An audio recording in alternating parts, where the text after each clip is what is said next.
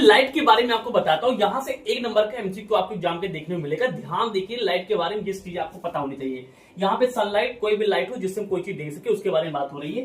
कह रहा लाइट क्या होती है, लिखा है it is the form of energy. Light क्या है, it is the form of energy. भाई इससे एनर्जी से तो हम भाई एनर्जी ना होती जिससे हम लोग इलेक्ट्रिकल एनर्जी कैसे बनाते थे। ये क्या है, फॉर्म ऑफ एनर्जी। बहुत इंपॉर्टेंट सवाल यहां से आता है कि लाइट क्या है, एक इलेक्ट्रोमैग्नेटिक वेव है। लाइट एक इलेक्ट्रोमैग्नेटिक वेव है और इसी को हम लोग बुलाते हैं ट्रांसवर्स वेव। ये क्वेश्चन पूछ सकता है।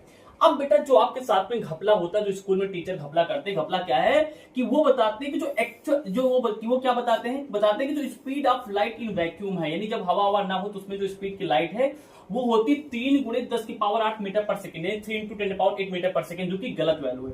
जो कि क्या है, गलत वैल्यू है। ये अप्रोक्सीमेट वैल्यू है, एग्जैक्ट वैल्यू ये होती है।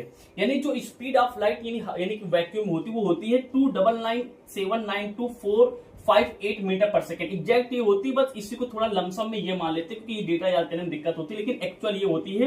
क्या तुम्हें पता चला कि एक्चुअल लाइट चूंकि स्पीड यानी कि ये होती है एयर या वैक्यूम में आसपास सिक होती है।